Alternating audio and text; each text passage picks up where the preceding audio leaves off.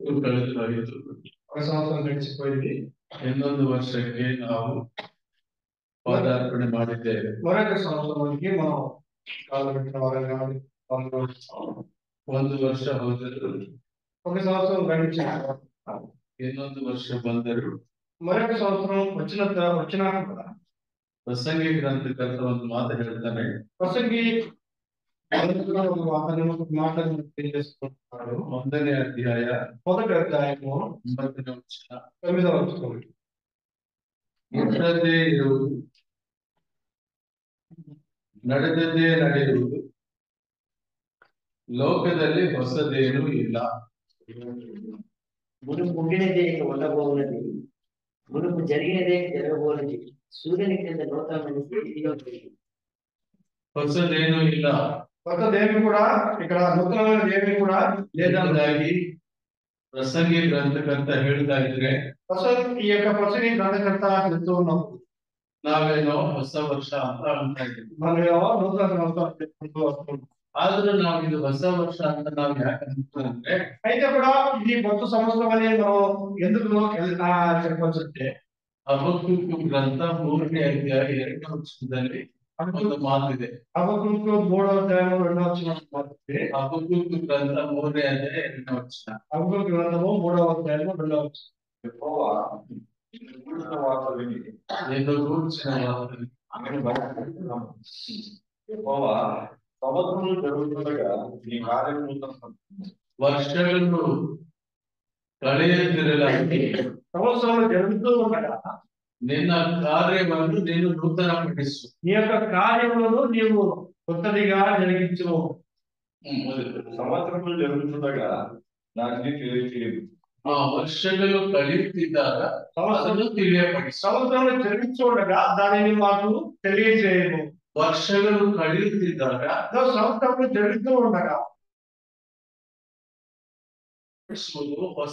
ಹೊಸದಾಗಿ ಮಾಡುವುದು దేవునికి సాధ్యం. అది కొత్తదిగా చేయడం అది దేవునికి మాత్రమే సాధ్యమైనది. ఉదాహరణೆಯನ್ನು ಹೇಳ್ತೇನೆ. ఒక ఉదాహరణ నేను తెలియజేస్తాను. ಅವನ ಮನೆಯಲ್ಲಿ ఒక ఇంట్లో ಒಬ್ಬ ಮಗ ఒక కుమారుడు ಅಲ್ಲಿವರೆಗೂ ವಿಧೇಯತೆ ಇಲ್ಲದೆ ಇರುವವನು అంతవరకు విధేయత లేని వాడిగా ఉన్నాడు. ಹೊಸ ವರ್ಷಕ್ಕೆ ಬಂದಾಗ నూతన సంవత్సరం వచ్చినప్పుడు ದೇವರು ನನ್ನ ಸಂಗಡ ಮಾತನಾಡಿದ್ದಾನೆ, దేవుడు నాతో మాట్లాడినాడు. ದೇವರ ವಾಕ್ಯವು ನನ್ನನ್ನು ತಟ್ಟಿದೆ, దేవుడు వాక్యము నన్ను ప్రోత్సాహపరిచింది.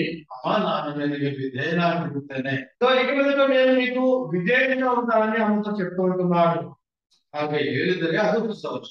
ఆ రీతిగా చెప్పినట్లయితే అది కొత్త సంవత్సరం. ಒಂದು ವೇಳೆ ಒಬ್ಬ ಹೆಂಡತಿ ఒకవేళ భార్య ಒಬ್ಬ ಗಂಡನಿಗೆ తన యజమానితో ನಾನು ನಿನ್ನನ್ನು ಸಾಕಷ್ಟು ಗೌರವಿಕೊಂಡಿದ್ದೇನೆ ಕಳೆದ ವರ್ಷಗಳಲ್ಲಿ, నేను పోయిన సంవత్సరం అంతా నీతో నేను నిన్ను చాలా విషయించాను, ಈ ವರ್ಷ ನಾನು ಮಾಡುವುದಿಲ್ಲ, ఈ సంవత్సరం నేను నిన్ను అలాగే చేయను. ಇದು ಎಷ್ಟು ತಂದಾಗ್ತೀಯೋ ಅಷ್ಟರಲ್ಲೇನೆ ನಾನು ಗಮನಿಸ್ತೇನೆ.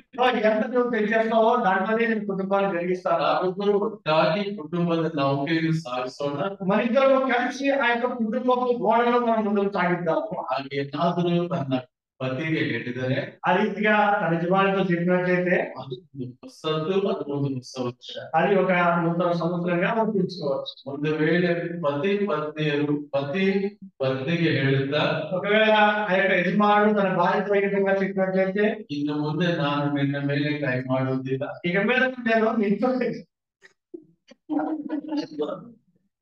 నీ పైన నేను చేయను, ನಿನ್ನನ್ನು ನಾನು ಅವಮಾನಪಡಿಸುವುದಿಲ್ಲ, నేను అవమానపరచను, ನಿನ್ನನ್ನು ಗೌರವಿಸುತ್ತೇನೆ నేను ఎప్పటికీ కూడా నేను గౌరవపరుస్తాను ಅಂತ ಏನಾದರೂ ಅರಿಕೆ ಮಾಡಿಕೊಂಡ್ರೆ ఆ విధంగా ప్రమాణం లేదా ఒడంబడిక చేసినట్లయితే ಅದು ಒಂದು ಹೊಸದು, ಹೊಸ ವರ್ಷ. అది ఒక నూతన సంవత్సరంగా అనుకోవచ్చు. ಈ ಹೊಸ ಕಾರ್ಯಗಳನ್ನು ಮಾಡುವವರು ಯಾರು? ఈ యొక్క నూతన కార్యములను చేయవారు ఎవరైనా ಯೆಹೋವ ದೇವರು. ఆయన యెహోవా దేవుడు అంటున్నాడు. ಒಬ್ಬ ಮನುಷ್ಯನು ತಾನಾಗಿ ತಾನು ಬದಲಾಗುವುದಿಲ್ಲ. ఒక మనుషుడు తనకు తానుగా ఏ విధమైన మార్పాటు చెందలేదు. కానీ ಮನುಷ್ಯ ಬದಲಾಗಬೇಕಾದರೆ మార్పు చెందాలంటే ದೇವರಿಂದ అది దేవునితో మాత్రమే సాధ్యమైనది.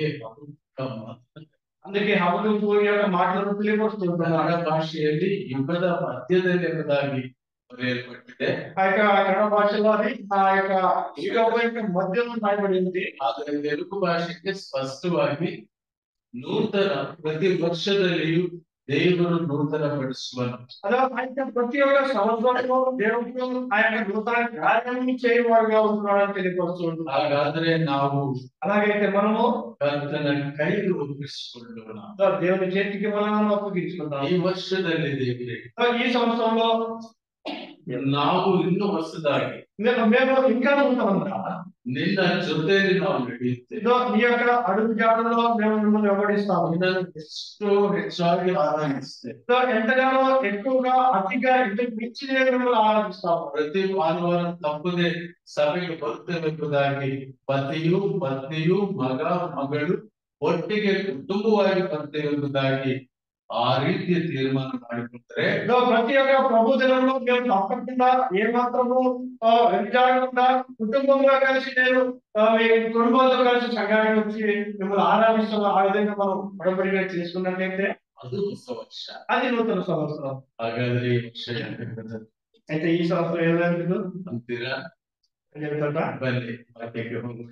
వాక్యానికి మనం ಲೋಕನ ಸುವಾರ್ತೆ 21ನೇ ಅಧ್ಯಾಯ లూకా రాసిన సువార్త 21వ అధ్యాయము 34, 35, 36 వచనం. 34, 35, 36 వచనాలు. ನಿಮ್ಮ ವಿಷಯದಲ್ಲಿ ಜಾಗರೂಕರಾಗಿರಿ. ಅತಿ ಭೋಜನದ ಮದಡಿನಿಂದಲೂ ಅಮಲಿನಿಂದಲೂ ಪ್ರಪಂಚದ ಚಿಂತೆಗಳಿಂದಲೂ ನಿಮ್ಮ ಹೃದಯಗಳು ಭಾರವಾಗಿರಲಾಗಿ ಆ ದಿವಸವು ನಿಮ್ಮ ಮೇಲೆ ಉರುಳಿನಂತೆ ಪಕ್ಕನೆ ಬಂದಿತ್ತು. ಆ ದಿವಸವು ಭೂನಿವಾಸಿಗಳೆಲ್ಲರ ಮೇಲೆ ಬರುವುದು. ಆದರೆ ಬರುವುದಕ್ಕಿರುವ ಇವೆಲ್ಲವುಗಳೊಳಗಿಂತ ತಪ್ಪಿಸಿಕೊಳ್ಳುವುದಕ್ಕೂ ಮನುಷ್ಯ ಕುಮಾರನ ಮುಂದೆ ನಿಂತುಕೊಳ್ಳುವುದಕ್ಕೂ ಆ ಪಾಯಿಂಟ್ ಅನ್ನು ನೋಟ್ ಮಾಡಿ. ಮನುಷ್ಯ ಕುಮಾರನ ಮುಂದೆ ನಿಂತುಕೊಳ್ಳುವುದಕ್ಕೂ ನೀವು ಪೂರ್ಣ ಶಕ್ತರಾಗುವಂತೆ ಆ ವಿಷಯವನ್ನು ನೋಟ್ ಮಾಡಿ. ನೀವು ಪೂರ್ಣ ಶಕ್ತರಾಗುವಂತೆ ಎಲ್ಲಾ ಕಾಲದಲ್ಲಿಯೂ ದೇವರಿಗೆ ವಿಜ್ಞಾಪನೆ ಮಾಡಿಕೊಳ್ಳುತ್ತಾ ಎಚ್ಚರವಾಗಿರ್ರಿ ಅಂದನು. మీ హృదయములు ఒకవేళ తిండి వలన మొత్తం వలన ఐక విచారముల వలన మందముగా ఉన్నందున ఆ దినము అకస్మాత్తుగా మీ మీదకి గురి వచ్చినట్టు రాకుండా మీ విషయమై మీరు జాగ్రత్తగా ఉంటుంది. ఆ దినము భూమి అంతటా నివసించే వారందరి మీదకి అకస్మాత్తుగా వచ్చింది. కాబట్టి మీరు జరగబో వీటినెల్లను తప్పించుకొని మనిషి కుమారు ఎదుట నిలుకొట్టకు శక్తి గలవారు ఉన్నట్టు ఎల్లప్పుడూ ప్రార్థన చేయొచ్చు మెలకువగా ఉండడని చెప్పాను. ಇಲ್ಲಿ ನಾವು ಕೆಲವು ಎಚ್ಚರಿಕೆಗಳು ಬಿಟ್ಟಾಗ ఇక్కడ మనం కొన్ని హెచ్చరికలను చూస్తూ ఉంటున్నాం.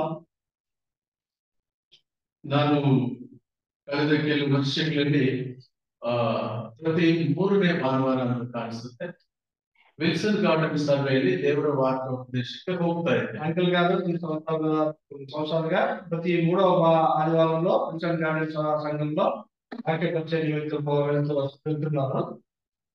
ಆಗ ಒಬ್ಬ ಸಹೋದರ ಸಿದ್ದರಾಜನ್ ಅವರು ನನ್ನನ್ನು ಒಂದು ಸ್ಥಳಕ್ಕೆ ಕರ್ಕೊಂಡು ಹೋಗ್ತಾ ಇದ್ರು.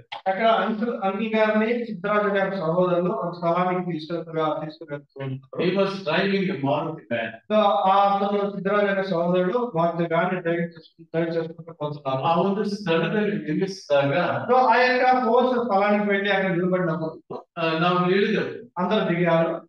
ಸಹೋದರರು ಹೇಳಿದರು, ನಾನು ಹೇಳಿದೆ. ఆ సహోదరుడు కూడా దిగినారు, అంకుల్ గారు కూడా దిగినారు. ನಾವು ಹೇಳಿದ ಕೂಡಲೇ ಒಂದು ಆಶ್ಚರ್ಯ ಏನಾಯ್ತಂದ್ರೆ దిగిన తక్షణమే ఒక ఆశ్చర్యకరమైన సంఘటన జరిగింది. ಅಲ್ಲಿರುವ 3-4 ನಾಯಿಗಳು అక్కడున్న మూడు నాలుగు కుక్కలు ಸಡನ್ ಆಗಿ ಚರಂಡಿ ಒಳಗಡೆ ನುಗ್ಗಿ ಓಡಿದ್ವು. అక్కడున్న ఆ యొక్క బోర్లలో సడన్ గా ఇవి పరిగిస్తూ వెళ్ళాయి. డ్రైనేజ్ లో ಬಂಡೆ ಒಳಗಡೆ ಹೋಗಿ ಬಚ್ಚಿಟ್ಕೊಳ್ತಾ ಇದ್ದಾರೆ. అక్కడున్న ఆ యొక్క డ్రైనేజ్ కాలంలో అవి దాచుకునేగా ఉంటాయి. ನಾನು ಆಗ ಸಿದ್ದರಾಜನ ಕೇಳಿದೆ. అంకుల్ గారు ఆ సహోదరుతో అడిగినారు, ಅಣ್ಣ ನಾಯಕರು ಆಕ್ಚುಲಿ ನಮ್ಮ ನೋಡಿ ಹೋಗಬೇಕು. ఆ యొక్క కుక్కలు మనం చూసి అవి మరగాల. ಆದ್ರೆ ಅವು ನಮ್ಮ ನೋಡಿ ಹೊಗಳ್ತಾರೆ, ನಮ್ಗೆ ಭಯ ಪಟ್ಟು ಓಡಿ ಆಚರಿಸಿಕೊಳ್ತಿದ್ದಾರೆ. అయితే అవి మనం చూసి మరలేదు కానీ మనం చూసి ఎందుకు భయపడి జాగ్రత్తగా ఉంటున్నాయి. ಆಗ ಸಹೋದರ ಹೇಳಿದ್ರು, అక్కడ సహోదరుడు చెప్తున్నారు, ಅಣ್ಣ ಅದು ಏನು ವಿಷಯ ಅಂದ್ರೆ ఆ సంగతి ఏంటని తెలుసుకోవాలంటే ಬೆಂಗಳೂರಿನಲ್ಲಿ BPMP ಅವರು ನಾಯಿಗಳನ್ನು ಇಟ್ಕೊಂಡು ಬರ್ತಾರೆ. వెంటలో బీజేపీ వ్యాధు ఆ యొక్క కుక్కలనే తీసుకురావడానికి ఉంటుంది. ಅವರು ನಾಯಿಗಳನ್ನು ಹಿಡ್ಕೊಂಡು ಬರುವಾಗ వారు ఆ యొక్క కుక్కలను పట్టుకొని పోయేటప్పుడు ಅವರಿಗೆ ಆ ನಾಯಿಗಳ ಹಿಂದ್ಗಡೆ ಬಂದು ఆ వాటి వెనకాల వచ్చి ಅವನು ಹುಲ್ಲು ತರ ಇರುವುದನ್ನ ಹಾಕಿ ಎಳಿತಾರೆ. ఒక ఉరి లాంటి దాన్ని వాటికి వేసి వాళ్ళు లాగేవారు అనుకుంటారు. ಆಗ ಅದನ್ನ ಅದು ಎಷ್ಟು ಬಿಡಿಸ್ಕೊಳ್ಳುತ್ತೋ ಅಷ್ಟು ಹುಲ್ಲು ಜಾಸ್ತಿ ಗಟ್ಟಿ ಆಗಬೇಕು. అది ఎంతగా బయట నుంచి దాన్ని లాగుతుందో ఆ యొక్క ఊరి మరింతగా గట్టిగా ఉంటుంది. ತಪ್ಪಿಸ್ಕೊಳ್ಳಿಕ್ಕೆ ಆಗೋದಿಲ್ಲ. అది ఏమాత్రం తప్పించుకోవడానికి సాధ్యం కాదు. ಆಗ ಅದನ್ನ ಎತ್ಕೊಂಡು ಹೋಗ್ತಾರೆ. అప్పుడు దాన్ని ఎత్తుకొని వెళ్తారు. ನಮ್ಮನ್ನು ಅಂತವರು ಅಂತಕ್ಕೆ ತಿಳ್ಕೊಂಡಿವೆ. మనమే అటువంటి వారాన్ని అవి అనుకున్నాయి కానున్నాయి. ಚಿಕ್ಕ ಉದಾಹರಣೆ, చిన్న ఉదాహరణ ఏంటంటే, ಒಂದು ಗಂಭೀರವಾದ ಸಂದೇಶಕ್ಕೆ ಇದು ಪ್ರಾರಂಭ. ఒక గంభీరమైన సందేశానికి ఇది ప్రారంభంగా కనిపిస్తుంది. ಹುಲ್ಲು ಅನ್ನೋ ಪದ ನಾವು ಇಲ್ಲಿ ಓದಿದ್ದೇವೆ. గురి అనే పదాన్ని మనకు చదువుకున్నాం. ಎಲ್ಲಿ ಓದಿದ್ದೇವೆ ನೋಡಿ. ఎక్కడ చదువుకున్నాం చూడండి, 4వ చోటులో. అకస్మాత్తుగా మీ మీద గురి వచ్చినట్టు రాకుండా ఈ విషయమైన జాగ్రత్తగా 34ನೇ ವರ್ಷ ಆ ದಿವಸ ಅಂದ್ರೆ ಕರ್ತನು ಬರುವ ದಿನವೂ ಕೂಡ అదే ಹುಲ್ಲಿನ ಹಾಗೆ ಬರುತ್ತೆ. ఆ దినము అనగా ఆ యొక్క ప్రభు యొక్క రాకడ కూడా అదే గురి వచ్చినట్టుగా వచ్చేట్టుగా ఉంటున్నది. ಕರ್ತನು ಬರುವ ದಿನಕ್ಕಾಗಿ ನಾವು ಸಿದ್ಧರಾಗ. ఆ యొక్క ప్రభు యొక్క రాకడ దినం వరకు మనం సిద్ధంగా ఉండవలసిన వాళ్ళంగా ఉంటున్నాం. ಕರ್ತನು ಬರುವ ದಿನಕ್ಕೆ ನಾವು ಹೇಗೆ ಸಿದ್ಧರಾಗಬೇಕು. ఆ యొక్క ప్రభు యొక్క రాకడ దినం మనం ఏ విధంగా సిద్ధపడవలసిన వాళ్ళంగా ఉంటున్నాం. ಅಲ್ಲಿ ಕೆಳಗಿನ ವಚನದಲ್ಲಿ ನಾವು ನೋಡ್ತೇವೆ. అక్కడ కింద వచ్చిన మనం చూస్తూ ఉంటున్నాం. ಮನುಷ್ಯ ಕುಮಾರನ ಮನುಷ್ಯ ಕುಮಾರನ ಮುಂದೆ ಮನುಷ್ಯ ಕುಮಾರನ ಎದುರಿನಲ್ಲಿ ನಿಂತುಕೊಳ್ಳುವುದಕ್ಕೂ ಕನ್ನಡ ಭಾಷೆಯಲ್ಲಿ ನೀವು ಪೂರ್ಣ ಶಕ್ತರಾಗುವಂತೆ మీరు సంపూర్ణ శక్తి గల వారిగా ಏನಕ್ಕೆ ಶಕ್ತರಾಗಬೇಕು, ఎందుకు శక్తి గల వారిగా ఉండాలి, ಏನಕ್ಕೆ ನಾವು ಪೂರ್ಣ ಶಕ್ತರಾಗಬೇಕು, ఎందుకు ఆ యొక్క సంపూర్తి గల శక్తి గల వారమై మనం ఉండాలి ಅಲ್ಲೇ ಹೇಳಲ್ಪಟ್ಟಿದೆ. అక్కడక్కడ రాయబడి ఉంటుంది. ఎందుకోಸ್ಕರ, ఎందుకోసం అంటే ಮನುಷ್ಯ ಕುಮಾರನ ಮುಂದೆ ఆ యొక్క మనుష్య కుమారుని ముందు ನಿಂತುಕೊಳ್ಳುವುದಕ್ಕಾಗಿ ఆయన ముందు నిలబడ్డ కొరకు ಮನುಷ್ಯ ಕುಮಾರನು ಬರ್ತಾನೆ. మనిషి కుమారుడు వస్తున్నాడు. ಆತನು ಹೇಳಿದ್ದಾನೆ, ఆయన చెప్పింటున్నాడు, ನಾನು ಬರ್ತೇನೆ, ನಾನು ಬಂದು ನಿಮ್ಮನ್ನು ಕರೆದುಕೊಂಡು ಹೋಗ್ತೇನೆ, మిమ్మల్ని తీసుకుని వెళ్తాను, ನಾನು ಇರುವ ಕಡೆಗೆ ನಾನು ನಿಮ್ಮನ್ನು ಕರೆದುಕೊಂಡು ಹೋಗ್ತೇನೆ, మిమ్మల్ని తీసుకుని వెళ్తాను. ಅಲ್ಲಿವರೆಗೂ ಕೂಡ అంతవరకు ನೀವು ಎಚ್ಚರವಾಗಿರಿ. మీరు హెచ్చరికతో మెలగగలిగి ಎಚ್ಚರವಾಗಿರುವುದು ಮಾತ್ರ ఆ యొక్క హెచ్చరిక కలిగి మెలుగుతూ ఉండడం మాత్రమే కాదు, ದೇವರಿಗೆ ವಿಜ್ಞಾಪನೆ ಪ್ರಾರ್ಥನೆ ಮಾಡಿಕೊಳ್ಳುತ್ತಾ ಎಚ್ಚರವಾಗಿ ఆ యొక్క దేవునికి విజ్ఞాపనలు ప్రార్థన చేయొచ్చు మెలుగుతూ ఉండని చెప్పాడు. 2025ನೇ ವರ್ಷ ಭಯಾನಕ ವರ್ಷ ಆಗುತ್ತದೆ. 2028 సంవత్సరం భయంకరమైన సంవత్సరంగా ఉండేదిగా ఉండకపోవచ్చు. ಹಾಗಾಗಿ ನಾವು ವಿಜ್ಞಾಪನ ಪ್ರಾರ್ಥನೆಗಳಲ್ಲಿ ಬಹಳ ಹೆಚ್ಚು ಸಮಯ ಕಳೆದಿದೆ. అందుకొరకు మనం మన యొక్క విజ్ఞాపన ప్రార్థనలో మరింత అధికమైన ಪ್ರಾರ್ಥನೆ ಮಾಡ್ತಾ ಇರಬೇಕು. ఆయన ప్రార్థన చేస్తూ ఉండాలి. ಅದು ವಿಜ್ಞಾಪನ ಪ್ರಾರ್ಥನೆ ಆಗಿರುತ್ತೆ. ఆ యొక్క ప్రార్థన విజ్ఞాపన ప్రార్థనగా ఉంటుంది. ವಿಜ್ಞಾಪನ ಪ್ರಾರ್ಥನೆ ಅಂದ್ರೆ విజ్ఞాపన ప్రార్థన అంటే ఏంటి? ಇತರರಿಗೋಸ್ಕರವಾಗಿ ನಾವು ಪ್ರಾರ್ಥಿಸಬೇಕು. ప్రార్థించేవారు, ಪ್ರಾರ್ಥಿಸ್ತಾ రక్షణ లేని వారి కొరకు ప్రార్థించేవారు, ಸಭೆಗೆ ಬರ್ತಾ ಇದ್ರು ರಕ್ಷಣೆ ಏನಂತ ಗೊತ್ತಿದ್ದವರು ಕುಡಿತಾರೆ. సంఘంలోకి వస్తూ రక్షణ అనేది ఏదో తెలియని వారు కూడా చాలా మంది ఉన్నారు. ಕರ್ತನಾದ ಯೇಸು ಕ್ರಿಸ್ತನಲ್ಲಿ ನಂಬಿಕೆ ಇಡುವುದು, ಆತನನ್ನ ರಕ್ಷಕನನ್ನಾಗಿ ಅಂಗೀಕಾರ ಮಾಡಿಕೊಳ್ಳುವುದು ಹೇಗೆ ಎಂಬುದು ತಿಳಿದೇ ಇರೋರಿದ್ದಾರೆ. విశ్వాసం ఉంచడం, ఆయన నమ్మిక ఉంచడం, ఆయనలో రక్షణ కలిగించడం ఏ విధంగా తెలియని వారిగా అనేక మంది ఉంటున్నారు. ಯಾವ ಸಂದರ್ಭದಲ್ಲಿ ಹೇಗೆ ದೀಕ್ಷಾ ಸ್ನಾನಕ್ಕೆ ಸಿದ್ಧರಾಗಬೇಕು ತಿಳಿದೇ ಇರೋರಿದ್ದಾರೆ. ఏ సమయంలో ఆ యొక్క బాప్తిసానికి సిద్ధమవ్వాలా తెలియని సమయ స్థితిలో వారు ఉంటున్నారు. ಮತ್ತು ಹೇಗೆ ಯವನಸ್ಥರು ತಮ್ಮ ಜೀವಿತಗಳನ್ನ ತಮ್ಮ ಬದುಕುಗಳನ್ನ ಕಟ್ಟಿಕೊಳ್ಳಬೇಕು ಎಂಬುದು ಗೊತ್ತಿಲ್ಲದಿರೋರಿದ್ದಾರೆ. ఎవరి బిడ్డలో ఏ విధంగా తమ యొక్క జీవితాన్ని కట్టుకోవాలో తెలియని స్థితిలో వారు ఉంటూ ఉంటున్నారు. ಇವರೆಲ್ಲರಿಗೋಸ್ಕರವಾಗಿ వీరందరి వరకు ನಾವು ಯಾಕೆ ಪ್ರಾರ್ಥನೆಯಲ್ಲಿ ನಿಲ್ಲಬೇಕಂದ್ರೆ మనం ఎందుకు ప్రార్థనలో నిలబడాలన్నప్పుడు ಯಾಕೆ ನಾವು ವಿಜ್ಞಾಪನೆ ಪ್ರಾರ್ಥನೆ ಮಾಡ್ಬೇಕು ఎందుకు మనం విజ్ఞాపన ప్రార్థన చేయాలన్నప్పుడు ಆ ದಿನ ದೇವರ ಎದುರಿನಲ್ಲಿ ನಿಲ್ಲಬೇಕಂದ್ರೆ ಪ್ರಾರ್ಥನಾ ಶಕ್ತಿ ಬೇಕು. ఆ యొక్క దినముందు ఆయన ముందు నిలబడాలంటే ఈ యొక్క ప్రార్థన శక్తి మనకు అవసరమైంది. ದೇವರು ಏನನ್ನು ಕೇಳಿದ್ದಾರೆ, దేవుడు తెలియదు ನೀನು ಎಷ್ಟು ದೂರ ಪ್ರಯಾಣ ಮಾಡಿದ್ದಿ ಕೇಳ್ತಿಲ್ಲ, నువ్వు ఎంత దూరం ప్రయాణం చేసావు తెలియట్లేదు, ನೀನು ಎಷ್ಟು ಸೇವೆ ಮಾಡ್ತಾ ಇದೆಯಾ ಕೇಳ್ತಿಲ್ಲ, నువ్వు ఎంత సేవ చేసినావో దాని లేదు, ನೀವು ಎಷ್ಟು ಕಷ್ಟ ಪಡ್ತಿದೆಯೋ ಕೇಳ್ತಿಲ್ಲ, నువ్వు ఎంత ప్రయాసపడినావో దాని ನೀವು ಎಷ್ಟು ಓಡಾಡ್ತಾ ಇದ್ದೀರಿ ಕೇಳ್ತಿಲ್ಲ. నువ్వు ఎంత పోరాటం చేసినావో దాని గురించి లేదు. ಕೇಳ್ತಿರೋದು ಒಂದೇ ఒకటే ఒక విషయాన్ని మాట్లాడుతూ ನನ್ನ ಎದುರಿನಲ್ಲಿ ನೀನು ನಿಲ್ಲಬೇಕಾದರೆ నా ముందు నీవు నిలబడాలంటే ನಿನಗೆ ವಿಜ್ಞಾಪನ ಪ್ರಾರ್ಥನಾ ಶಕ್ತಿ ಬೇಕು. నీకు విజ్ఞాపన ప్రార్థన శక్తి అవసరమైంది. ಆರಾಧನೆಗೆ ನಾವು ಬರ್ತೇವೆ, ఆరాధనకి మనం వస్తాం, ಎಲ್ಲರೂ ನಾವು ಬರ್ತೇವೆ, మనం అందరికీ చూస్తాం, ಬೈಬಲ್ ಸ್ಟಡಿಗೆ ಬರ್ತೀವಿ, సత్య బైబిల్ స్టడీకి అందరూ వస్తాం, ಸ್ವಲ್ಪ ಜನ ನಾವು ಬರ್ತೀವಿ. కొంతమంది మాత్రమే వస్తాం. ವಿಜ್ಞಾಪನ ಪ್ರಾರ್ಥನಾ ಕೂಟಕ್ಕೆ ಬರ್ರಿ ಅಂದರೆ విజ్ఞాపన ప్రార్థనకి రండి అనిపించినప్పుడు ಬೆರಳಿಗೆ ಎಷ್ಟು ನಾವು వేరొక ಬೆள்ள మీద లెక్కించుకున్నాం. ನಮ್ಮ ಸಹೋದರರ ಸಭೆಯ ವಿಷಯದಲ್ಲಿ ಹೊರಗಿನ ಸಮಾಜದಲ್ಲಿ ಈ ಮಾತಿದೆ. మన యొక్క ప్రజల సంఘాల విషయంలో బయట సంఘాలు ఈ విధంగా అనుకుంటూ ఉన్నారు. ಪ್ರಾರ್ಥನೆಗೆ ಬರುವವರ ಸಂಖ್ಯೆ, ప్రార్థనకు వచ్చే వారి సంఖ్య చాలా తక్కువ. ಪ್ರಾರ್ಥನೆ ಯಾಕೆ ಬೇಕಾದ್ರೆ ప్రార్థన ఎందుకు అవసరమైందో ದಯಮಾಡಿ ನೋಡ್ರಿ, ಮತ್ತಾಯ ಸುವಾರ್ತೆ 17ನೇ ಅಧ್ಯಾಯ, దయచేసి మత్తయి సువార్త 17ನೇ ಅಧ್ಯಾಯ 17వ అధ్యాయము 2ರಿಂದ 6 ವಚನ. 2 నుంచి 6 వచనాలు. మత్తయి సువార్త 17వ అధ్యాయము. మತ್ತಾయి సువార్త 17ನೇ అధ్యాయ 2ರಿಂದ 6 వచన. ఆయన ముఖం సూర్యుని వలె ప్రకాశించింది, ఆయన వస్త్రం వెలుగు వలె తెల్లగా ఆయన. ఇదిగో మోషే ఏలీయాలు వారి కనుగొని ఆయనతో మాట్లాడుతుంది. అప్పుడు పేతురు, ప్రభువా మనం ఇక్కడ ఉండటం మంచిది, నీకు ఇంకా ఇక్కడ నీకు ఒకటి, మోషేకు ఒకటి, ఏలియాకు ఒకటి, 3 పరిసరాలు కట్టడం లేదు. అతడు ఇంకా మాట్లాడుతుండగా ఇదిగో ప్రకాశమానమైన ఒక మేఘము వారికి కనుగొంది. ఈయన నా ప్రేమిస్తున్నాడు, ఈయనందు నేను ఆనందించుకున్నాను. ఈయన మాట వినుడని ఒక శబ్దము ఆ మేఘంలో నుండి పుట్టాడు. శిష్యులు ఈ మాట విని బోధపడి అక్కడ ಅದು ಆ ವಚನ ದಯಮಾಡಿ ನೋಟ್ ಮಾಡ್ಕೊಳ್ಳಿ. శిష్యులు ఈ మాట విని బోధపడి ಯಾರು ಬೋರ್ಲಕ್ಕಿದ್ದದ್ದು? శిష్యులు ఈ మాట విని బోర్లపడింది. ಬೋರ್ಲಕ್ಕಿದ್ದದ್ದು ಯಾರು? బోర్లపడింది ఎవరు? అక్కడ శిష్యులు. ಮಾತನಾಡುತ್ತಿರೋರು ಯಾರು? మాట్లాడేవాళ్ళు ఇక్కడ మాట్లాడేవాళ్ళు 2ನೇ ವಚನ. ఆయన ముఖము సూర్యుని వలె ప్రకాశించింది, ఆయన వస్త్రము వెలుగు వలె తెల్లగా ఆయన. ఇదిగో మోషేయు ఏలీయాలు వారికి కనబడి ఆయనతో మాట్లాడుతున్నారు. ಎಷ್ಟನೇ ವಚನ?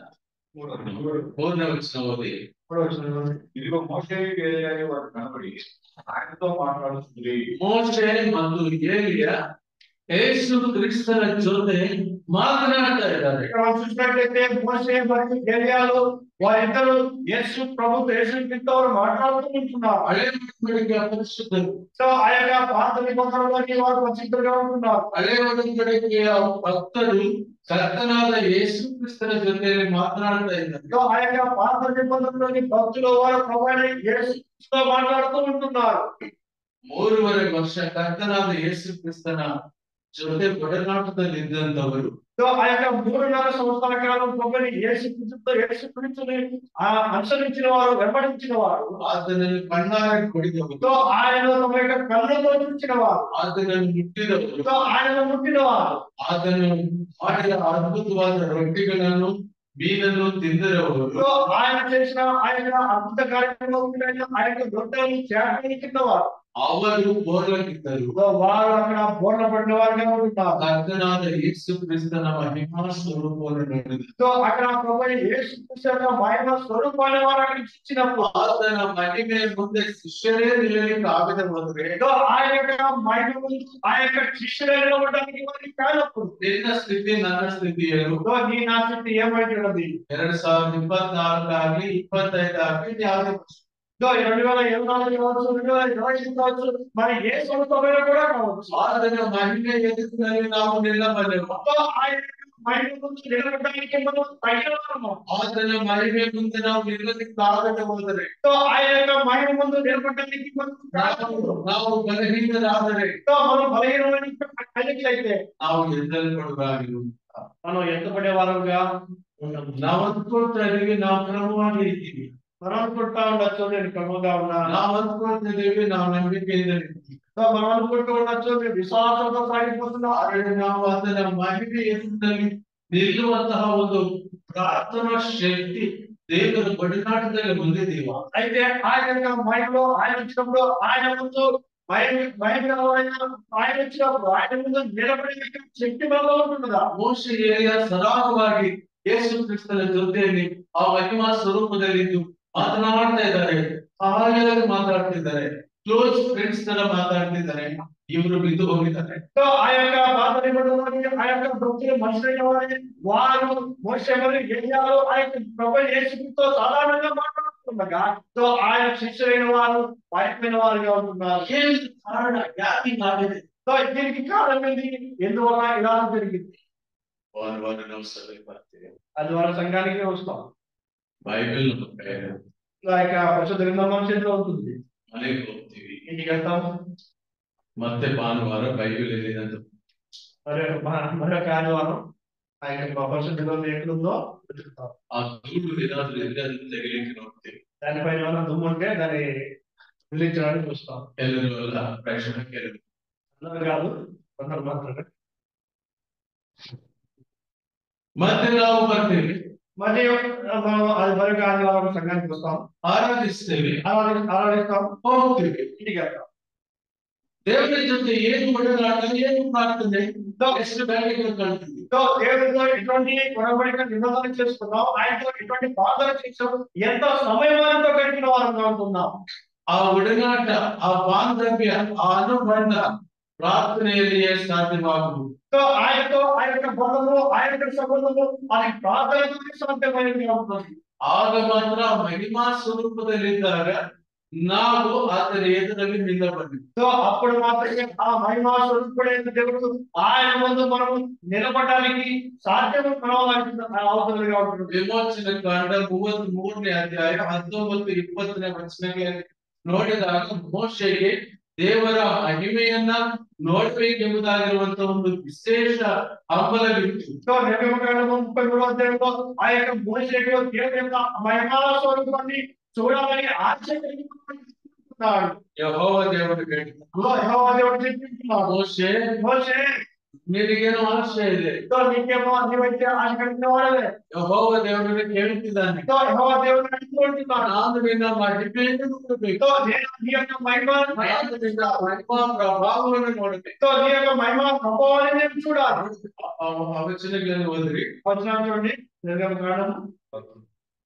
మనుషుడు తన స్నేహితులతో మాట్లాడినట్టు యెహోవా మోషేతో ముఖాముఖిగా మాట్లాడుతున్నాడు. 33ನೇ ಅಧ್ಯಾಯ 19ನೇ ವಚನ. 33ನೇ ಅಧ್ಯಾಯ ఆయన ఎంత మందికి ఎదురు కనపరచును 18ನೇ ವಚನ 19 అతడు ಕನ್ನಡ ಭಾಷೆಯಲ್ಲಿದೆ. ಅದಕ್ಕೆ ಮೋಶೆ, ನಿನ್ನ ಮಹಿಮೆಯನ್ನು ದಯಮಾಡಿ ನನಗೆ ತೋರಿಸು ಎಂದು ಕೇಳಲಾಗಿ, అతడు దయచేసి నీ మహిమ నాకు చూపుమనగా, ನಿನ್ನ ಮಹಿಮೆಯನ್ನು ನಾನು ನೋಡಬೇಕು ದೇವರೇ. నీ యొక్క మహిమను చూడాలని దేవునితో God, I want to see you. దేవా నేను నిన్ను చూడాలని When I come to the church, సంఘానికి ఇచ్చినప్పుడు I want to see your presence. సన్నిధిని నేను చూడాలి. I want to see the Christ crucified. దేవుడు ఆయన శిలువలో చనిపోయినట్టు నేను చూడాలి. I want to see the visitation of God.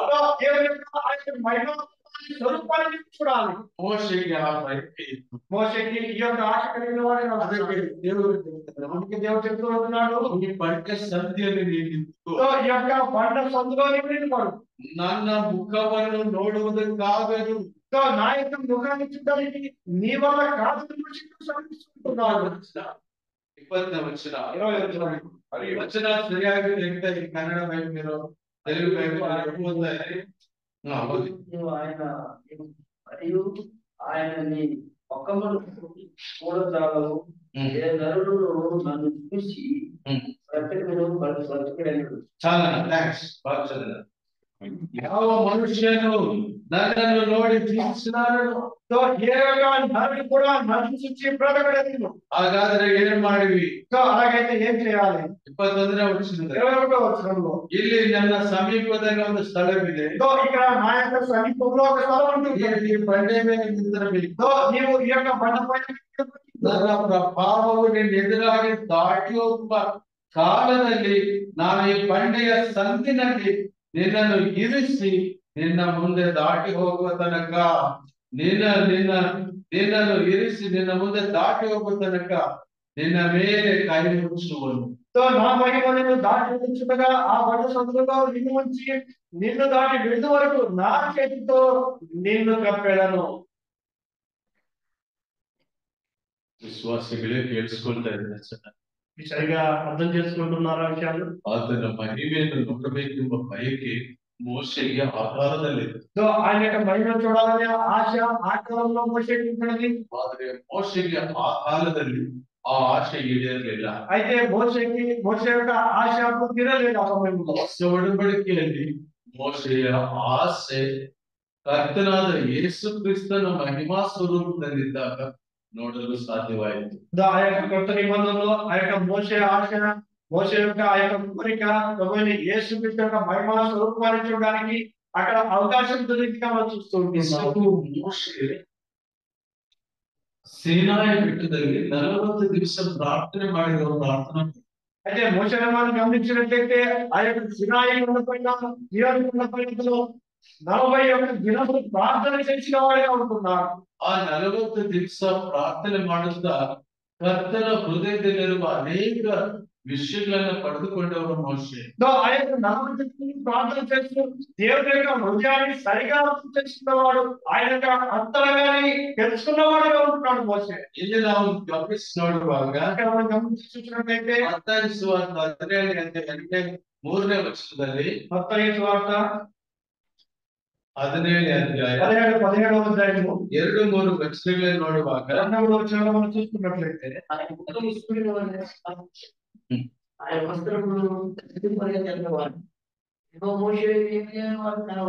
మాట్లాడు మోషే ಆತನೊಂದಿಗೆ ಮಾತನಾಡುತ್ತಿರುವುದು. మోషే ఆయనతో మాట్లాడుతూ ఉండినాడు. ಹೇಗೆ ಮೋಶೆ ಕರ್ತನಾದ ಯೇಸು ಕ್ರಿಸ್ತನ ಮಹಿಮಾ ಸ್ವರೂಪವನ್ನು ನೋಡಿ ಆತ ನಿಂತುಕೊಳ್ಳಲು ಸಾಧ್ಯವಾಯಿತು. ఈ యొక్క మోషేకు ఏ విధంగా ఆ యొక్క ప్రభువైన యేసు క్రీస్తు నిలబడి ఆయనతో మాట్లాడడానికి సాధ్యమైంది? ಆತನ ಪ್ರಾರ್ಥನಾ ಜೀವಿತ, మోషే యొక్క ప్రార్థన జీవితం, ಆತನಿಗೆ ದೇವರೊಂದಿಗೆ ಇರುವ ಬಾಂಧವ್ಯ. ఆ యొక్క దేవునితో కలిసిన ఆ యొక్క బంధము. Dear brothers and sisters, సోదరి సోదరులారా, what happens between one Sunday to another Sunday is the concern of God.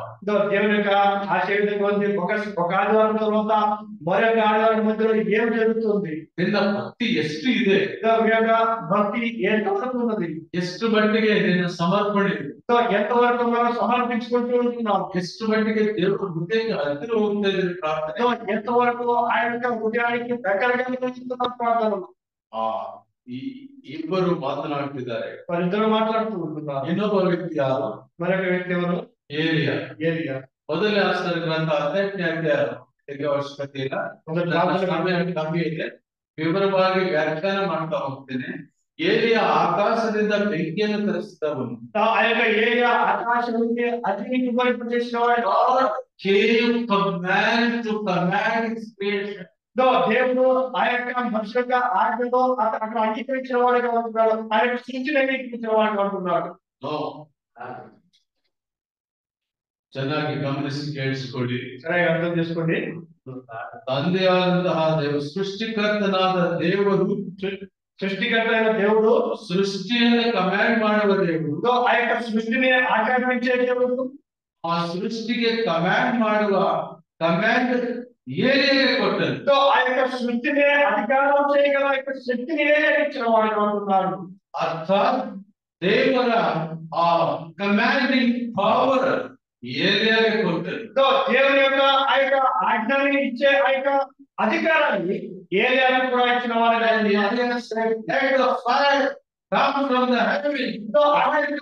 అప్పుడు ఏలియా చెప్పినప్పుడు ఆకాశం నుండి అగ్ని కురమని చెప్పడం, ఆయన అగ్ని కుమ్మరించబడిగా ఉంటున్నది. When Elijah prays for rain, and then it rains. So అట్లా ఏదైనా ప్రార్థన చేసినప్పుడు వర్షం కుమ్మరించబడిగా ఉంటున్నది. That shows the relativity of Elijah with God. అక్కడ మనకు తెలియపరచబడుతుంది దేవుడితో గల సంబంధం ఏది అంటే ಏಲಿಯಾ ಏಲಿಯಾ ದೇವರಿಗೆ ತುಂಬಾ ಹತ್ತಿರವಾಗಿದ್ದವನು. ఈ యొక్క ఏలియా దేవుడితో చాలా దగ్గర సంబంధం కలిగిన వాడిగా ఉంటున్నాడు. ಮೋಶೆ ದೇವರ ಒಡನಾಟವನ್ನ ಮಹಿಮೆಯನ್ನು ತುಂಬಾ ಇಷ್ಟಪಟ್ಟಂತವನು.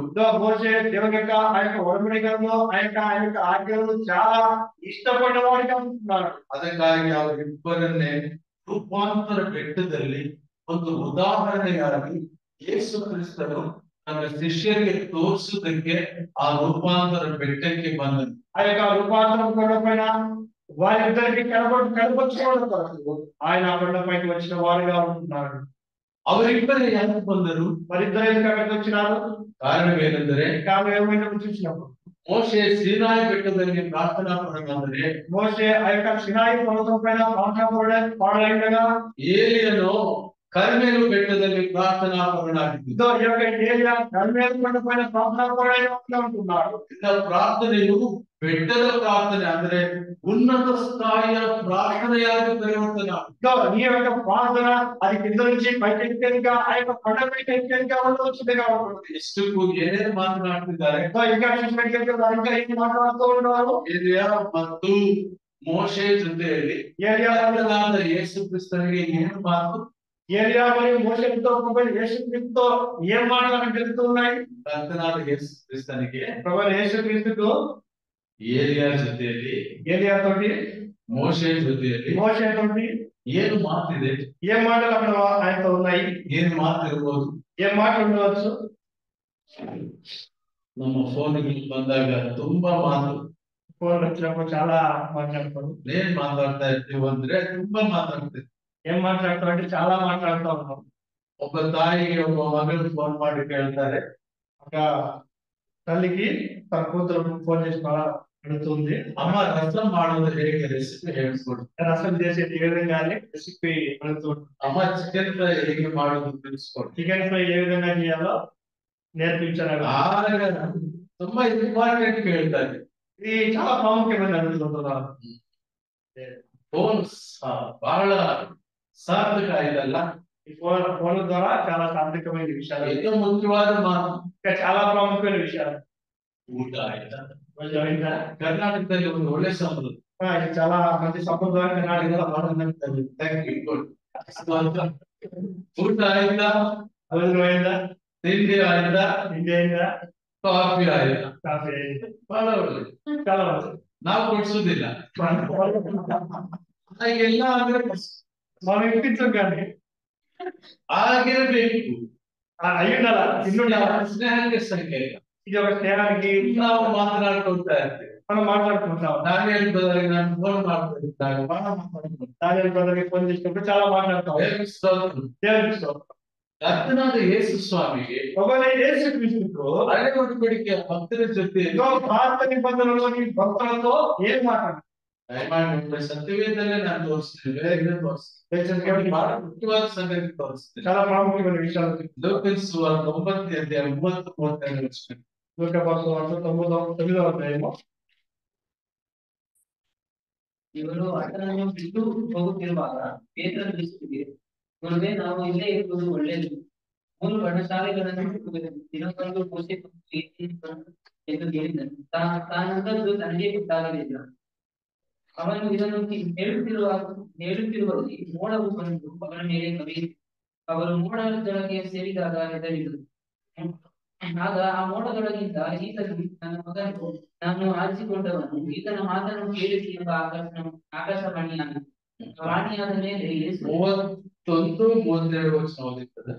వారు మహిమతో అగిపడి ఆయన యెరూషలేములో నెరవేర్చబోవు నిర్గమమును గురించి మాట్లాడుతుండేది.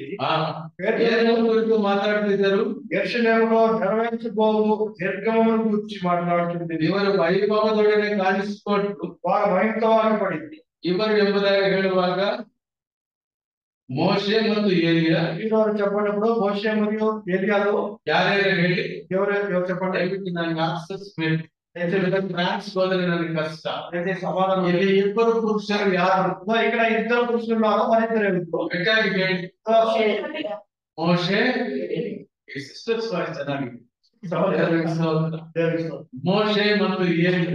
మోషే మరియు ఏలియా ಬ್ರದರ್ಸ್ ವಾಯ್ಸ್ ಕೂಡ ಚೆನ್ನಾಗಿ.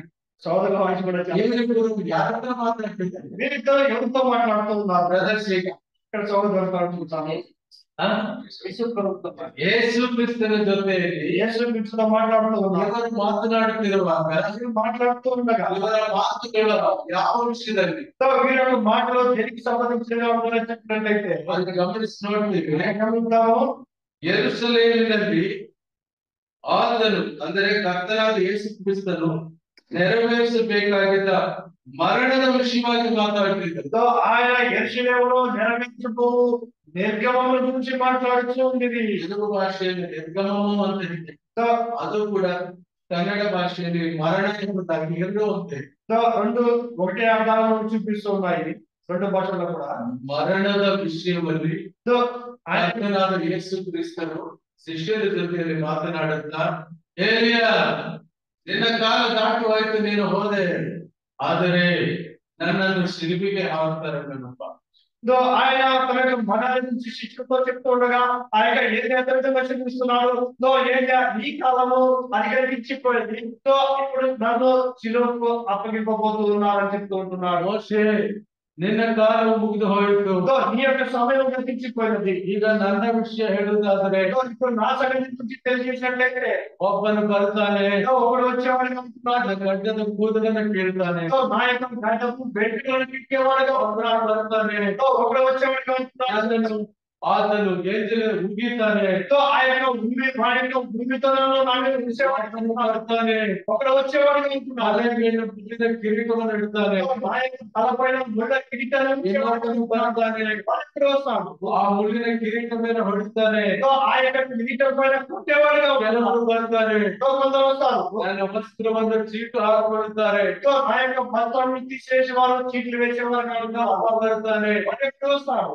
ಯಾವುದೇ ಅರಸನೇ, ఆ యొక్క యుద్ధ రాజా ನೀನು ಇಳಿದು ಬಾ ಅಂತ ಹೇಳ್ತಾನೆ. విగ్రహాన్ని పేరుస్తాడు. ಇನ್ನೊಬ್ಬ ಕಣ್ಣನ್ನು ಹೇಳ್ತಾನೆ, మన యొక్క దండ వచ్చాడు. ನೀನು ಅರಸನಾದರೆ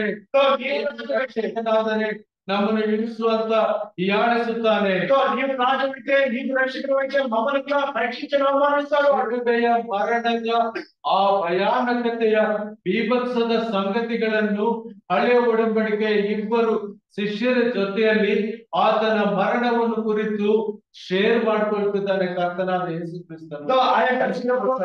ఆ యొక్క శిలువలో జరగబోయే ఆ యొక్క భయంకరమైన సన్నివేశాలను ఆ యొక్క మోషేలోని ఏలియాలతో వారితో ఆయన చర్చిస్తూ వాళ్ళతో సమాజంలో ఈ విషయాలు ಕರ್ತನಲ್ಲಿ ಪ್ರಿಯ ಸಹೋದರ ಸಹೋದರಿ, ప్రభునందు ప్రియ సహోదరుడా సహోదరి, ಇಬ್ಬರು ಶಿಷ್ಯರು, ఇద్దరు శిష్యులు ಏಲಿಯಾ ಮೋಶೆ, ఏలియా మరియు మోషే ಕರ್ತನಾದ ಯೇಸು ಕ್ರಿಸ್ತನ ಜೊತೆಯಲ್ಲಿ ప్రభు యేసు క్రీస్తుతో ಬಹಳ ಗಂಭೀರವಾದ ವಿಷಯಗಳನ್ನು ಮಾತಾಡುತ್ತಿರುವಾಗ చాలా భయంకరమైన సన్నివేశాల గురించి మాట్లాడుతుండగా ಅವರು ಹೊಸ ಒಡಂಬಡಿಕೆ ಶಿಷ್ಯರು ఇద్దరు కొత్త నిబంధనలోని శిష్యులను చూస్తుంటున్నారు. ಅದಕ್ಕೆ ಬೋರ್ಲು ಬಿತ್ತು, వారు ఆ యొక్క నేల మీద బోధపడిన వారు ఉంటున్నారు. ಮಹಿಮೆಯನ್ನು ತಡೆದುಕೊಳ್ಳಲಾರದು, ఆ యొక్క మహిమలో ಕೇಳಲಾರದು, ఆయన యొక్క స్వరాన్ని మీద ಆತನ ಪ್ರಭಾವ ಮುಂದೆ ನಿಲ್ಲಲಾರದು, ఆయన యొక్క ప్రభావం ಔಟ್ ಆಗ್ಬಿಟ್ಟು వారు అక్కడ కింద పడిపోయిన వారిగా ఉంటున్నారు. ಅವರು ಬೋರ್ಲು ಬಿದ್ದು ಹೋದ್ರು. వారు బోర్లో పడిపోయినారు. దీనికి కారణమేమంటే ಅವರು వాళ్ళు ప్రార్థన చేసేవారుగా ಪ್ರಾರ್ಥನೆ ఈ యొక్క నా యొక్క ప్రార్థన జీవితం ನಾವು ಪ್ರಾರ್ಥನೆ ಮಾಡ್ತೀವಿ. ప్రార్థన చేస్తాం. ನಾವು ಹೇಗೆ ಪ್ರಾರ್ಥನೆ ಮಾಡ್ತೀವಿ? ఎలాగ ప్రార్థన చేస్తాం? ಕನ್ನಡದಲ್ಲಿ ಒಬ್ಬ ಕವಿ ಒಂದು ಮಾತು ಹೇಳ್ತಾರೆ, కన్నడ ఒక కవి ఈ విధంగా చెప్తాడు, ನಾವು ಪ್ರಾರ್ಥನೆಯಲ್ಲಿ ಚಿಂತೆ ಮಾಡ್ತೀವಿ, మనం ప్రార్థనలో చింతన చేస్తాం, ನಾವು ಪ್ರಾರ್ಥನೆಯಲ್ಲಿ ಆಲೋಚನೆ ಮಾಡ್ತೀವಿ, మనం ప్రార్థనలో ఆలోచన చేసేవారు, ನಮ್ಮ ಪ್ರಾರ್ಥನೆಯಲ್ಲಿ ನಮ್ಮ ಮನಸ್ಸು ಆಲೋಚನೆ ಮಾಡುತ್ತೆ, ಆತ್ಮ ಕೇಂದ್ರೀಕರಿಸಿರೋದು. మన యొక్క ప్రార్థనలో మన యొక్క మనసు ఆలోచిస్తుంటుంది, మన యొక్క ఆత్మ దాని గురించి దానిపైన నిర్దేశింపబడి ఉండదు. ನಮ್ಮ ಪ್ರಾರ್ಥನೆ ಬೇಡುವ ಪ್ರಾರ್ಥನೆ ಆಗಿರ್ತದೆ ಹೊರತು ಪ್ರಾರ್ಥನೆ ಒಂದು ಭಕ್ತರ ಹಾಗೆ విశేష అనుభూతి ಆಗಿರುವುದಿಲ್ಲ. మన యొక్క ప్రార్థన వేడుకునే విషయాల గురించే ఉంటుంది, కానీ ఆ యొక్క భక్తుల వలె మన యొక్క ప్రార్థన ఆయన గురించిన విషయాల గురించి చింత ఎక్కువగా మనం ఉండదు. ಕರ್ತನಲ್ಲಿ ಪ್ರಿಯರೇ, ప్రభునందు ప్రియులారా, ನಿಮ್ಮ ಪ್ರಾರ್ಥನೆಯು మన యొక్క ప్రార్థన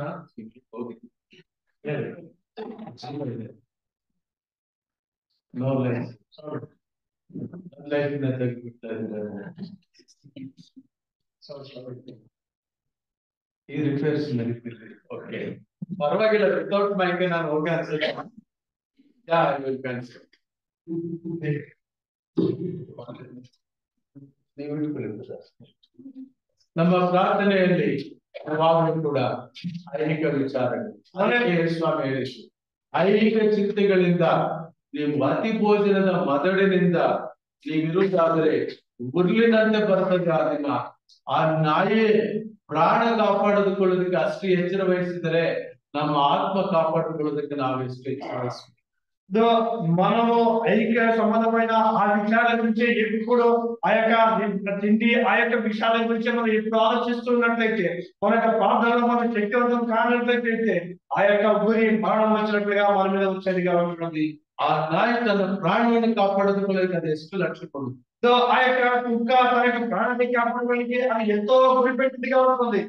ನಮ್ಮ ಆತ್ಮಗಳನ್ನು ನಾವು ಕಾಪಾಡಿಕೊಳ್ಳಬೇಕಾದ, అయితే మన యొక్క ఆత్మను మనం కాపాడుకోవాలి. ನಾವು ಆತರ ಎದುರಿನಲ್ಲಿ ನಿಲ್ಲಬೇಕಾದ, ఆయన ఎదురుగా మనం నిలబడాలంటే ಈ ಇಬ್ಬರು ಭಕ್ತರ ಒಂದು ಮಾದರಿಯನ್ನು ಆ ಮೂವರು ಶಿಷ್ಯರಿಗೆ ಕರ್ತನಾದ ಯೇಸು ಕ್ರಿಸ್ತನು ರೂಪಾಂತರ ಬೆಟ್ಟದಲ್ಲಿ ಒಂದು ಉದಾಹರಣೆ ರೂಪದ ಪಾಠವನ್ನು ಕಲಿಸಿದನು. ఈ యొక్క ఇద్దరు భక్తుల యొక్క వారి యొక్క అనుభవాన్ని వారి యొక్క ఆ విషయాన్ని అక్కడ ఒక్కరు శిష్యాలకి ఒక అనుభవంగా చూపిస్తూ ఉంటున్నాడు. God is the God of always teaching with examples. So ఆయన ఎప్పుడో మనకు ఉదాహరణతో మనకు ఉపాయాలతో మనకు బోధించేవాడుగా ఉంటున్నాడు. ಆ ಹಳೆ ಒಡಂಬಡಿಕೆಯ ಭಕ್ತರಿಗೂ ಈ ಶಿಷ್ಯರಿಗೂ ಇಲ್ಲದಿರುವಂತ ಒಂದು ದೊಡ್ಡ ಭಾಗ್ಯ ನಮಗೆ ಕೊಡ್ಬೇಕೆಂಬುದಾಗಿ ದೇವರು ಬಯಸಿದ್ದಾನೆ. ఆ యొక్క పాత నిబంధనలోని ఆ యొక్క భక్తులకు మరియు ఈ యొక్క శిష్యులకు వారందరికీ ఇదే భాగ్యాన్ని ఆయన వారికి ఇవ్వాలని చూస్తూ ఉంటున్నాడు. ನಾವು ಅದರ ಎದುರಿನಲ್ಲಿ ನಿಲ್ಲಬೇಕೆಂಬುದಾಗಿ ಹೇಳ್ತಿದ್ದಾನೆ. మనం ఆయన ముందు నిలబడాలని ಆತನ ಮಹಿಮೆ ಮುಂದೆ ನಾವು ನಿಲ್ಲಬೇಕೆಂಬುದಾಗಿ ಬಯಸಿದ್ದಾನೆ. ఆయన యొక్క మహిమలో ఆయన యొక్క మహిమ ముందు మనం నిలబడాలి. ಆಗ ನಿಲ್ಲಬೇಕಾದರೆ అలా నిలబడాలంటే ನಾವು ಪ್ರಾರ್ಥನಾ ವಿಜ್ಞಾಪನೆ ಮಾಡಬೇಕಾಗಿರಬೇಕು. మన ప్రార్థన విజ్ఞాపన చేసే వారంగా ఉండాలి. ಪ್ರಾರ್ಥನಾ ವಿಜ್ಞಾಪನೆ ಮಾಡುವ ಶಕ್ತಿಯನ್ನು, ಪೂರ್ಣ ಶಕ್ತಿಯನ್ನು ಹೊಂದುವರಾಗಬೇಕು. ప్రార్థన మరియు విజ్ఞాపన చేసి సంపూర్ణ శక్తి గలవారంగా ఆయన ముందు నిలబడే వారంగా ఉండాలి. ಲೂಕಾಸ್ ಸುವಾರ್ತೆ 21ನೇ ಅಧ್ಯಾಯ 34ನೇ ವಚನ ಮತ್ತೊಂದ್ಸಾರಿ లూకాసు సువార్త 21:36 వచనం మరొకసారి చదువుకున్నాం. కాబట్టి మీరు జరగబో వీటినెల్లను తప్పించుకొని మనుష్య కుమారుని ఎదుట నిలబడకు శక్తి గలవారు అన్నట్లు ఎల్లప్పుడూ ప్రార్థన చేయొచ్చు, మెలకువగా ఉండుడి. ಯಾವಾಗಲೂ ಪ್ರಾರ್ಥನೆ ಮಾಡುತ್ತಾ, ಕನ್ನಡ ಭಾಷೆಯಲ್ಲಿ ನೋಡುವುದಾದರೆ ವಿಜ್ಞಾಪನೆ ಎಂಬುದಾಗಿದೆ. అక్కడ చూసినట్లయితే ಕನ್ನಡ ಬೈಬಲ್ ಓದಿ. ಆದರೆ ಬರುವುದಕ್ಕಿರುವ ಇವೆಲ್ಲವುಗಳೊಳಗಿಂದ ಕಲಿಸಿಕೊಳ್ಳುವುದಕ್ಕೆ ಮತ್ತು ಕುಮಾರನ ಮುಂದೆ ನಿಲ್ಲಿಸಿಕೊಳ್ಳುವುದಕ್ಕೆ ನೀವು ಪೂರ್ಣ ಶಕ್ತರಾಗುವಂತೆ ಎಲ್ಲಾ ಕಾಲದಲ್ಲಿ ನೀವು ದೇವರಿಗೆ ವಿಜ್ಞಾಪನೆ ಮಾಡಿಕೊಳ್ಳಿ. Very good brother. ಈಗ ತೆಲುಗು ಕನ್ನಡ ಎರಡು ಸೇರಿಸಿ ವಿಜ್ಞಾಪನೆ ಪ್ರಾರ್ಥನೆ, ఇక్కడ రెండు మనం కలిసి మనం చూసుకున్నట్లయితే విజ్ఞాపన ప్రార్థన విషయాన్ని మనం చూడవచ్చు. ವಿಜ್ಞಾಪನ ಪ್ರಾರ್ಥನೆ ಮಾಡುವಂತದ್ದು ಬಹಳ ಮುಖ್ಯ ಎಂಬುದಾಗಿ ಹೇಳ್ತಿದ್ದಾರೆ. విజ్ఞాపన ప్రార్థన చేయడం అది చాలా ప్రాముఖ్యమైన విషయం కాబట్టి ఫైట్ అగైన్స్ట్ సేటన్. ఆ యొక్క ప్రార్థనా జీవితం సాతానుతో పోరాడేదిగా ఉంటుంది. ನಾನೊಂದು ವಿಷಯವನ್ನು ಹೇಳ್ತೇನೆ, విషయాన్ని ಮುಖ್ಯವಾದ ವಿಷಯವನ್ನು ಹೇಳ್ತೇನೆ. ಪ್ರಾಮುಖ್ಯమైన ವಿಷయాన్ని ಪ್ರಾರ್ಥನೆ ಎಂಬುದಾಗಿ ಹೇಳುವಾಗ ప్రార్థన విషయాన్ని చూసినట్లు ಸೈತಾನನೊಂದಿಗೆ ಹೋರಾಟ, ఆ యొక్క సైతానుతో పోరాటం, ಫೈಟಿಂಗ್ ವಿತ್ ಸೈಟನ್, సైతానుతో పోరాటం.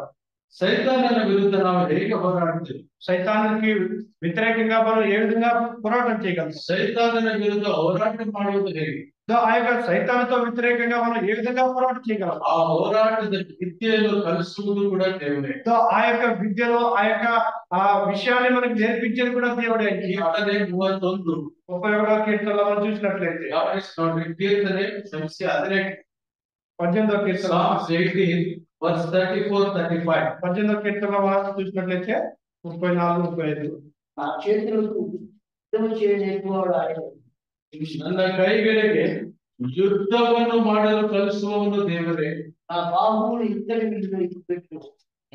ఈ రక్షణ కేడములను నీవు నాకు అందించి ఉన్నావు. ನಿನ್ನ ರಕ್ಷಣೆ ಕೇಳಿ ಎಂಬುದಾಗಿ ಹೇಳುವಾಗ ಆ ಗುರಾಣಿ ಅಂದರೆ ಸೈತಾನನು ನಮ್ಮ ಮೇಲೆ ವಿಷದ ಬಾಣಗಳನ್ನು ಹಾಕುವಾಗ, ಸೈತಾನ ನಮ್ಮ ಮೇಲೆ ದೋಷಾರೋಪಣೆಗಳನ್ನು ಮಾಡುವಾಗ, ಸೈತಾನ ನಮ್ಮ ಮೇಲೆ ಯುದ್ಧಗಳನ್ನು ಮಾಡುವಾಗ, సైతాను మన పైన యుద్ధం చేస్తూ ఉన్నప్పుడు ದೇವರು ಗುರಾಣಿಯನ್ನ ನಮಗೆ ಅಡ್ಡವಾಗಿ ತಂದಿರ್ತಾನೆ. ఆయన తన యొక్క బాహువును మనకు అడ్డంగా ఉంచి మనల్ని కాపాడేవాడిగా ఉంటున్నాడు. ಅಂದ್ರೆ ಹೇಗೆ?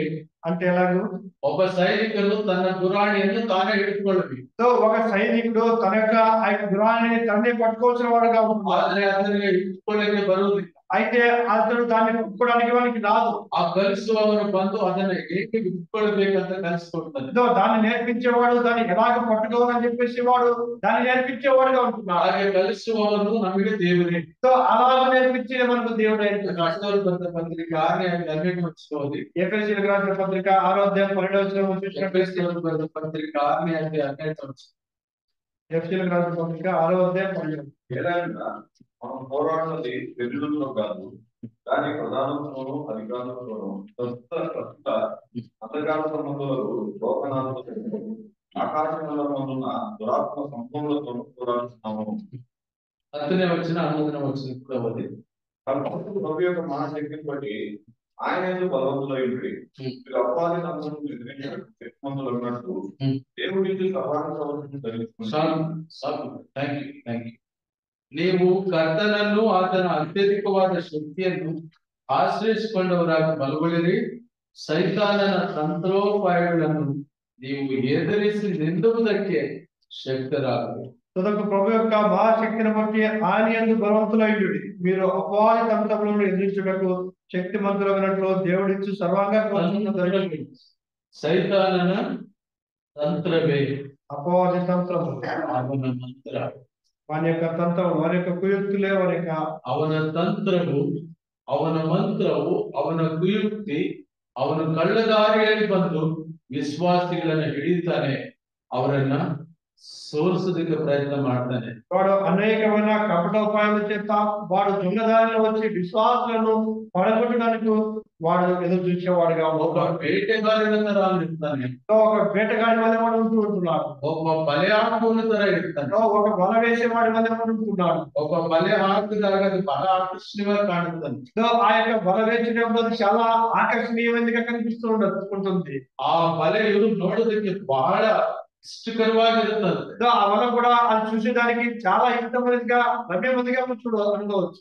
ಒಂದು ಉದಾಹರಣೆ ನಾನು ಒಂದು ಎಕ್ಸಾಂಪಲ್ ಕೊಡ್ತೀನಿ. ఒక ఉదాహరణ నేను మీకు ఇస్తాను. ಒಂದು ಸಮುದ್ರದಲ್ಲಿ ఒక సముద్రంలో ಒಂದು ತಾಯಿ ಮೀನು, ఆ యొక్క తల్లి చేప, ಒಂದು ಮರಿ ಮೀನು, ఆ యొక్క పిల్ల చేప, ಅವಿಬ್ಬರು ಮಾತಾಡ್ಕೊಳ್ತಿದ್ದಾರೆ. అవి రెండు మాట్లాడుకుంటూ ఉన్నాయి. ಆ ಮರಿ ಮೀನು ಕೇಳುತ್ತೆ, ఆ యొక్క పిల్ల చేప అడుగుతూ ఉంది, ಅಮ್ಮ ಅಮ್ಮ అమ్మ అని అడుగుతూ ఉంటుంది. ಒಂದು ಬಿಳಿ ಪರದೆ ತರ ಒಂದು ತುಂಬಾ ಚೆನ್ನಾಗಿರೋದು ಹಾಗಾಗಿ ಬರ್ತಾ ಇರ್ತದೆ, ನನಗೆ ಅದರ ಒಳಗಡೆ ಹೋಗ್ಬೇಕು ಅನ್ಸುತ್ತೆ. ఒక తెల్లని పరదా వంటిది ఒక వస్తువు అది అప్పుడప్పుడు వస్తూ ఉన్నది. నాకు దాని లోనికి వెళ్ళాలని ఆశగా ఉంటున్నది. అమ్మ అది ತುಂಬಾ ಚೆನ್ನಾಗಿರುತ್ತಮ್ಮ, ಏನಮ್ಮ అది? అది చాలా బాగా ఉంది, చాలా సుందరంగా కనిపిస్తుంది. అది ఏంటి అని తల్లి అడిగినప్పుడు ఆ తాయి మీద కడితే ఆ యొక్క తల్లి చేప చెప్తున్నది, మగలే ఆ యొక్క కుమార్తె బిడ్డ, నీవు దాని దగ్గరికి అసలు వెళ్ళదు. మగనే కుమారుడా, నేను అది ಎಷ್ಟೇ ಆಕರ್ಷಣೆ ಮಾಡುದು, అది ఎంత ఆకర్షింపబడినా కూడా నేను ಅದರ ಹತ್ತಿರಕ್ಕೆ ಹೋಗ್ಬೇಡನು. నీవు దాని దగ్గరికి వెళ్ళొద్దు. ನಾವು ಅಲ್ಲಿ ಹೋಗ್ಬಾರ್ದಮ್ಮ. మనం దాని దగ్గరికి వెళ్ళకూడదు. మమ్మీ ಯಾಕೆ ಹೋಗ್ಬಾರ್ದು? ఆ యొక్క పిల్ల చెప్పడుతుంది, తల్లి నేను ఎందుకు వెళ్ళకూడదు? అమ్మ ನಾನು ಯಾಕೆ ಹೋಗ್ಬಾರ್దಮ್ಮ? తల్లి నేను ఎందుకు వెళ్ళకూడదు అని అడుగుతున్నది చేప. అమ్మ ಅವರು ಭೂಮಿ ಮೇಲೆ ಇರುವರು ಹಾಕೋಪನೆ ನಾನು. అది ఆ యొక్క భూమి మీద ఉండేవారు వేసే బలగా ఉంటుంది. అమ్మ ನಾವು ಸಮುದ್ರದಲ್ಲಿ ಇರೋರಮ್ಮ, మనం సముద్రంలో ఉండే ನಾವು ಸಮುದ್ರದಲ್ಲಿ ಫಿಶ್ ಅಮ್ಮ, మనం సముద్రంలో ఉండే చేపలు మన ఫిಶ್ అಮ್ಮ, మన చేపలు ನಾವು ಸಮುದ್ರದಲ್ಲೇ ಇರ್ಬೇಕು. మన యొక్క సముద్రంలోనే ఉండాలి. ಹಾಗಾದ್ರೆ అలాగైతే ಅವ್ರು ಯಾರಮ್ಮ? వారు ఎవరైనా అడిగినప్పుడు, ಆ ಮರಿ ಮೇಲೆ ಕೇಳಿ, ఆ యొక్క పిల్ల చేప అడిగినప్పుడు ಆ ತಾಯಿ ಮೇಲೆ ಹೇಳುತ್ತೆ, ఆ యొక్క తల్లి చేప చెప్తూ ఉన్నది, అమ్మ ఆ పాపను ఆడుతుంది. ఆ మగు ಹೇಳುತ್ತೆ, ఆ యొక్క పిల్ల చేపకి చెప్తూ ఉన్నది, మగలే కుమార్తె ಅವರು వారు ఎంతవరకు అయితే మరి ఎటువంటి వారు తెలుసా? ನಾವು ಫಿಶ್ మనం చేపలం, ನಾವು ನೀರಿನಲ್ಲೇ ಇರ್ತೀವಿ, మనం నీటిలోనే ఉంటాం. ಅವ್ರು ನೀರಿನಲ್ಲಿ ಇರಲ್ಲ, వాళ్ళు నీటిలో ఉండేవారు కాదు, ಅವ್ರು ನೆಲದ ಮೇಲೆ ಇರ್ತಾರೆ. వారు నేలపైన ఉండేవారు. ಅವ್ರು ಸೆಲ್ಫಿಶ್, వారు సెల్ఫిష్, ಅವ್ರ ಸ್ವಾರ್ಥಿಗಳು. వారు స్వార్థపరులు. వాళ్ళు ಬಲೆ ಹಾಕಿ ಹಿಡ್ಕೊಂಡು ಹೋಗ್ತಾರೆ, సో ఆ యొక్క బలవేసి పట్టుకుని పోయేవారుగా ఉంటున్నారు. ಹೆಚ್ಚಿನ ಮೇಲೆ ಫ್ರೈ ಮಾಡ್ತಾರೆ, ఆ యొక్క పెను పని ఫ్రై చేసేవారుగా, ಡೀಪ್ ಫ್ರೈ ಮಾಡ್ಕೊಂತಿರ್ತಾರೆ, నూనెలో వారు ఫ్రై చేసి తినేవారుగా, ಟೇಸ್ಟಿಗೆ ಮಾಡ್ಕೊಳ್ತಾರೆ. చాలా రుచికరంగా చేసుకుని తింటారు. ಇದು ಒಂದು ಉದಾಹರಣೆಯ ಕಾನ್ವರ್ಸೇಷನ್ ಆಗಿದ್ರು ಕೂಡ ఉపమానం అయిన సందర్భమైనప్పటికీ ನಮ್ಮ ಪ್ರಾರ್ಥನಾ ಜೀವಿತವಿಲ್ಲದ ಹೋದರೆ, మన యొక్క ప్రార్థనా జీవితంలో మనం లేనట్లేదు. ಸೈತಾನನೊಂದಿಗೆ ಹೋರಾಟ ಮಾಡುವ ಈ ಪ್ರಾರ್ಥನೆ ಇಲ್ಲದಿದ್ದರೆ సైతాన్తో జరిగే ఆ యొక్క పోరాటంతో ఈ యొక్క ప్రార్థనలో మనం లేనట్లేదు.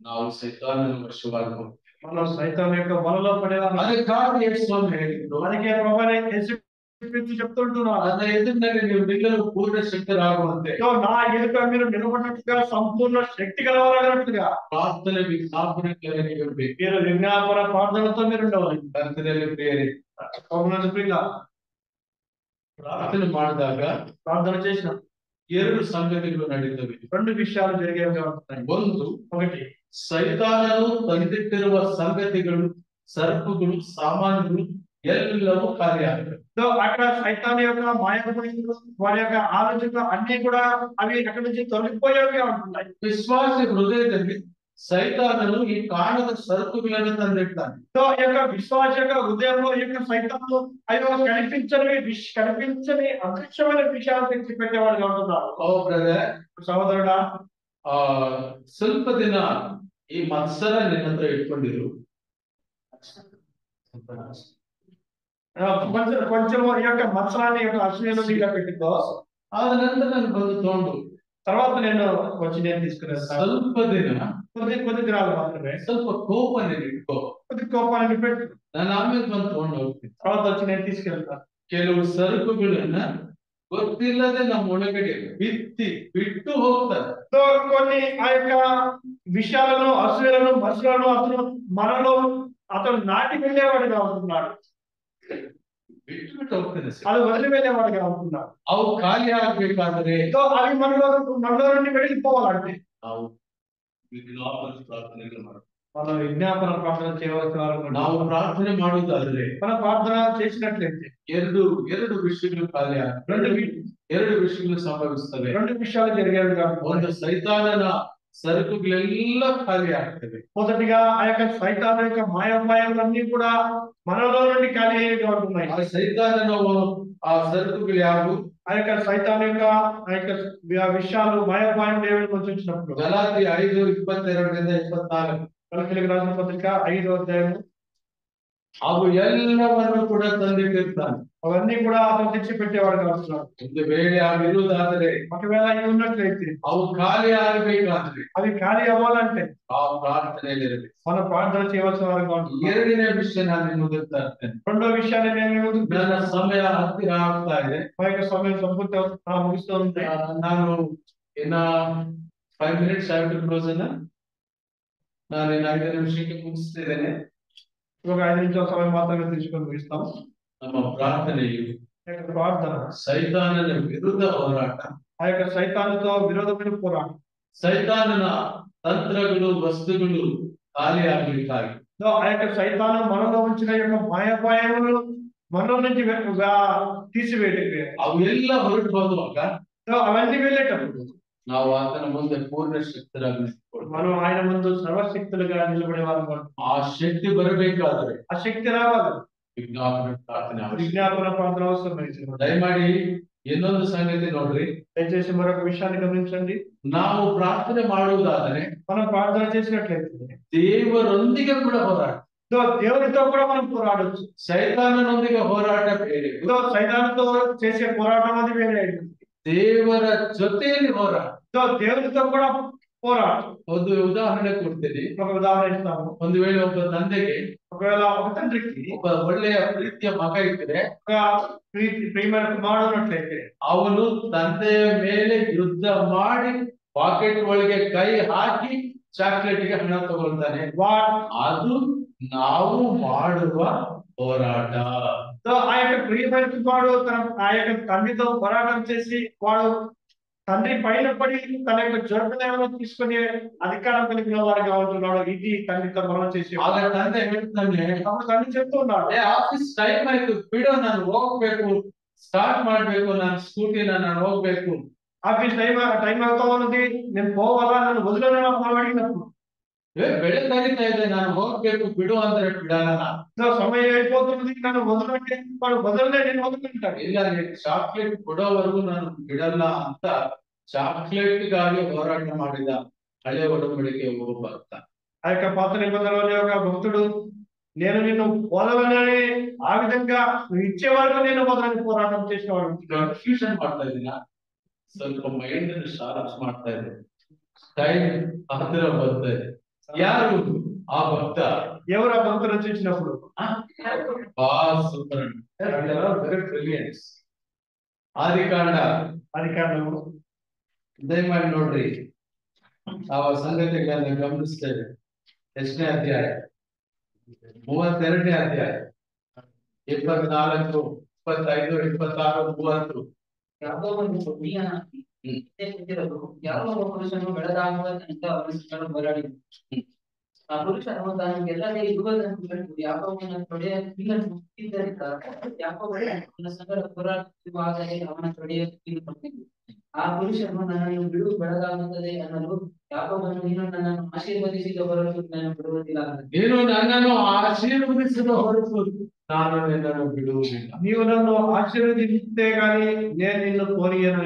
2025 ನಲ್ಲಿ 2025 సంవత్సరం ನಮ್ಮ ಪ್ರಾರ್ಥನೆಯು మన యొక్క ప్రార్థన కూడా ಸೈತಾನ ವಿರುದ್ಧ ಹೋರಾಟ, సైతానుతో విరోధంగా పోరాటం చేసేదిగా, ದೇವರ ಜೊತೆಯಲ್ಲಿ ಸೆಣಸಾಟ. దేవునితో కూడా పెరుగులాటంగా. ಈ ಎರಡೂ ನಮಗೆ ತಪ್ಪಿದ್ರೆ ఈ రెండు విషయాలు మనకి జీవితంలో ఉన్నట్లయితే ಆ ದಿನದಲ್ಲಿ ಕರ್ತನು ಬರುವ ಕರ್ತನ ದಿನದಲ್ಲಿ ఆ యొక్క దినంలో ಕೊಡ್ಬೇಕು. ఆ యొక్క దినంలో ప్రభు వచ్చే ఆ యొక్క దినంలో మనం నిలబడేవారు అనుకుంటున్నాం. ಆ ಪ್ರಾರ್ಥನೆಯ ಅನುಭೂತಿ ನಾವು ಹೋಗ್ಬೇಕು. ఆ యొక్క అనుభవాన్ని మనం కలిగి ఉండవచ్చు. ಪ್ರಾರ್ಥನೆ ಎಂಬುದಾಗಿ ಹೇಳುವಾಗ ప్రార్థన చెప్పి అడిగినప్పుడు, ನನಗೆ ಉದ್ಯೋಗ ಬೇಕು, నాకు ఉద్యోగం కావాలా, ನನಗೆ ಒಂದು ಪತ್ನಿ ಬೇಕು, నాకు భార్య కావాలా, ನನಗೆ ಮದುವೆ ಬೇಕು, నాకు వివాహం కావాలా, ನನಗೆ ಮಕ್ಕಳು ಬೇಕು, నాకు పిల్లలు కావాలా, ನನಗೆ ಒಳ್ಳೆ ಲಾಭ ಬೇಕು, నాకు మంచి ఆదాయం కావాలా, ಬಿಸ್ನೆಸ್ ನಲ್ಲಿ ಒಳ್ಳೆ ಕಮಿಷನ್ ಬರಬೇಕು, బిజినెస్ లో మంచి ನನಗೆ ಒಳ್ಳೆ ಪ್ರಾಫಿಟ್ ಆಗ್ಬೇಕು, మంచి లాభం రావాలా. ಇವೆಲ್ಲದಕ್ಕೋಸ್ಕರ ಪ್ರೇಯರ್ ಮಾಡಿ ಬ್ರದರ್. ఇవన్నిటి కొరకు ప్రార్థన చేయండి మన సోదరుడా. ಕರ್ತನಲ್ಲಿ ಪ್ರೇರೆ ప్రభునందు పిల్ల, ಪ್ರಾರ್ಥನೆಯು ప్రార్థన అంటే ಏನೂ ಕೇಳದೆ ఏమి అడగకుండా ದೇವರ ನೀತಿಗೆ ಅನುಸಾರವಾಗಿ దేవుని యొక్క నీతిని అనుసరించి ದೇವರು ರಕ್ಷಣಾದ ಯೇಸು ಕ್ರಿಸ್ತನ ಮಾದರಿ ಪ್ರಾರ್ಥನೆ ನಾವು ಮಾಡ್ಬೇಕು. ప్రభు అయిన యేసుక్రీస్తు యొక్క ప్రార్థన మాదిరి, ఆయన యొక్క మాదిరి మనం అనుసరించవలసిన వారంగా. ನಮಗೆ ಅವೆಲ್ಲವೂ ಬೇಕು, ದೇವ್ರಿಗೆ ಗೊತ್ತು. దేవునికి తెలుసు మనకు ఎన్ని అవసరమైనవే. ಅವೆಲ್ಲ ಕೇಳಿದ್ರು ಕೂಡ ದೇವ್ರು ಕೊಡ್ತಾರೆ, ಅದು ಸಹಜನೇ. అవన్నీ కూడా మనం అడిగినప్పటికీ ఆయన ఇచ్చేవాడు సహజమైనవి. ಆದ್ರೆ ಅದೆಲ್ಲದಕ್ಕಿಂತ ಮುಖ್ಯವಾದ ಪ್ರಾರ್ಥನೆ, అయితే వాటికి కూడా ప్రాముఖ్యమైన ప్రార్థన ఏమైంది? ಬಹಳ ಮುಖ್ಯವಾದ ವಿಜ್ಞಾಪನ ಪ್ರಾರ್ಥನೆ ಮಾಡಿರುವ ಒಬ್ಬ ಭಕ್ತನ ವಿಷಯ ಹೇಳಿ ನಾನು ಮುಗಿಸ್ತೇನೆ. ఒక ప్రాముఖ్యంగా విజ్ఞాపన ప్రార్థన చేసిన ఒక భక్తుని తెలియపరచాలి. దానియేలు గ్రంథం 9ನೇ అధ్యాయం. దానియేలు గ్రంథము 9వ అధ్యాయం 2వ వచనం. దానియేలు గ్రంథం 9ನೇ అధ్యాయం 2వ వచనం. 9వ అధ్యాయం. ದಾನಿಯೇಲನಾದ ನಾನು ಶಾಸ್ತ್ರಗಳನ್ನು ಪರೀಕ್ಷಿಸಿ ಯೆಹೋವನ ಪ್ರವಾದಿಗಳ ಎಣ್ಣೆಯಂತೆ ಸ್ಥಿರಪಾಲಿಸಿ ವಾಕ್ಯಾನುಸಾರ ಯೆರೂಸಲೇಮು ಹಾಳು ಬಿದ್ದಿರಬೇಕಾದ ಪೂರ್ಣ ಕಾಲದ ವರ್ಷಗಳ ಸಂಖ್ಯೆ 78 ತಿಳಿದು ಉಪವಾಸವಿದ್ದು ಓಣಿತದ್ದು ಸುತ್ತಿಕೊಂಡು ಬೂದಿ ಬಳಕೊಂಡು ಕರ್ತನಾದ ದೇವರ ಕಡೆಗೆ ಮುಖವೆತ್ತಿ ಪ್ರಾರ್ಥನೆ ವಿಜ್ಞಾಪನೆಗಳಲ್ಲಿ ನಿರಂತರನಾದೆನು. ಸಾಕು తెలుగులో. అతని ఏలుబడిలో మొదటి సంవత్సరం ముందు దానియేలు నేను యెహోవా తన ప్రవక్త ఇర్మీయాకు సెలవిచ్చినట్లు తెలియజేసినట్టు యెరూషలేము పాడుగా ఉండవలసినది 70 సంవత్సరములు సంపూర్తి అవుతుంది.